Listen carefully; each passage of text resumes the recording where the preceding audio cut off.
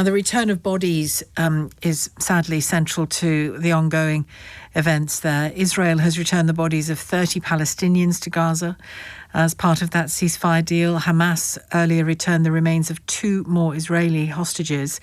The deal says Israel will return 15 Palestinian bodies for every 1 Israeli body. So far, Hamas has returned all 20 living hostages, as you know, but only 9 of the 28 dead hostages have been returned. Now, this is threatening the ceasefire, there's no question of it. Senior US advisors downplaying that threat, as you would imagine. Israel, for its part, says preparations are ongoing for the opening of the Rafah crossing, the crossing that they have control of for people in Gaza, but aid will only enter through other checkpoints. So there's a number of priorities that needs to come first. As you can see behind me, there are massive construction damages as well. And this has left a lot of rubble and debris that needs to be removed first. There's other challenges that comes with this, including unexploded ordnances that first have to be cleared for safety. But then the process to start the reconstruction will require a huge amount of debris removal. There's about 55 million tons of debris throughout Gaza. This is equal to 13 pyramids of Giza, just to give you an indication of the challenge that will be required as well. Only once the debris is removed can one start with the reconstruction and also the humanitarian needs. What we're focusing on at the moment is really to clear the roads so that humanitarian trucks and equipment can be moved to the people, but we're also clearing debris from areas such as hospitals and other social services. So, with a focus on aid for the next few minutes, we're talking about our national security. Security in a place like Gaza is very hard to come by. Ricardo Pires is a spokesperson for UNICEF. Good afternoon to you. Good afternoon. And just so people know, you're speaking to me from Geneva, but you're in daily contact with your colleagues on the ground in Gaza. What can you tell us about... Well, 2 things really come to mind. The situation around the movement of aid, if it's happening, and what the people in Gaza returning to where their homes used to be and what they are facing. Yeah, those are very good questions. And indeed, I've been talking to colleagues regularly on a daily basis. I was in Gaza myself about a month and a half ago. So just before the incursion into Gaza City that leveled the place or most of the infrastructure that was still holding. Look, aid is getting in. It's just not getting in enough. Fast and at the right quantity. That's correct. The scale of destruction after over 2 years of war, unrelenting violence and airstrikes and bombardments and, as you mentioned, displacement. I mean, these are elements, these are consequences of war that do not get sorted in less than a week after the ceasefire was agreed. And we had previous ceasefires in this war that sadly collapsed, and then the situation worsens very quickly. So it's one of those things in life. Bad things happen sometimes at a pace that is hard to recover, but when you have the chance, in order to get back things on track, it takes double the effort. And that's more or less what we're dealing with right now, and not enough trucks are getting in. UNICEF managed to get a few dozen since Sunday, but the scale of need, the desperation, the deprivation that has been imposed on the people of Gaza, on over 1 million children especially, is just colossal, and it will take a lot more time and a lot more political will to make a difference beyond the temporary ceasefire. And I'm very conscious that when I watch a television news report, or when I see, as I do every day, because I make it my business to see reports, video reports online, and just accounts from ordinary people of what they're facing when they go back to a particular place or in the tented areas that they're living in, that I'm constantly getting a partial picture. We're all getting a partial picture. Your aid colleagues, I mean, their job is to not be reporters. Their job is to deliver aid.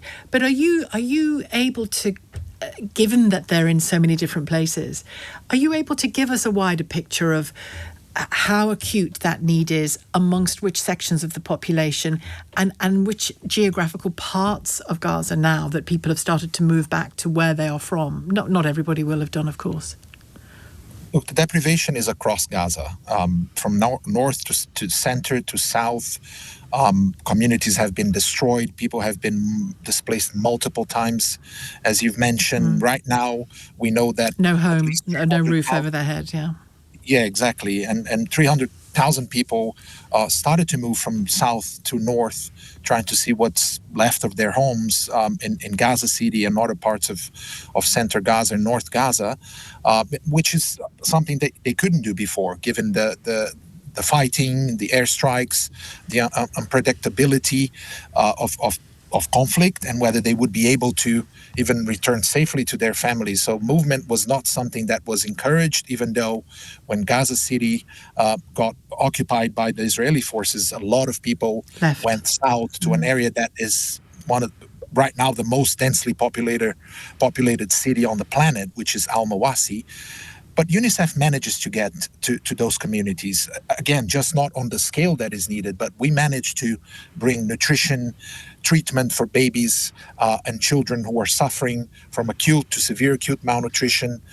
We manage to facilitate and bring clean water to over 1 million people with the new desalination plants that have been reactivated and repaired after, again, many days of conflict. We're talking about over 700 days of fighting, but it's very difficult. The logistics on the ground, it's beyond whether there's fighting or conflict. It's also the rubble.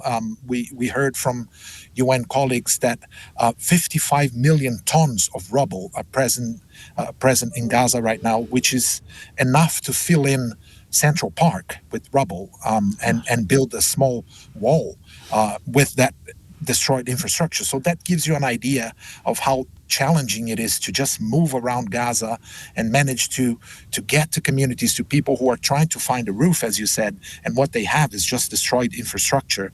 I visited hospitals when I was in Gaza, and that was very impressive, because you see the brave health workers day in and day out doing what they can with the little they have, and yet the need is so great and continues to be great. And at that time with conflict, you were still seeing injured children coming in, premature babies without. I was going to say, it's easy to think that the hospitals are only dealing with war casualties, but they're not. They're dealing with people who've got illnesses, and some of those illnesses will have been exacerbated by war, maybe even caused by war, but there'll be illnesses that you or I would recognise. It's not all caused by the war, and yet they still have need, those people. Exactly. I mean, premature babies for me was one of the most striking stories I saw in Gaza City when I was there. We went to a few clinics, and all of them were lacking incubators to be able to host and keep premature babies alive and safe. And babies are still being born into war and now into a temporary ceasefire with,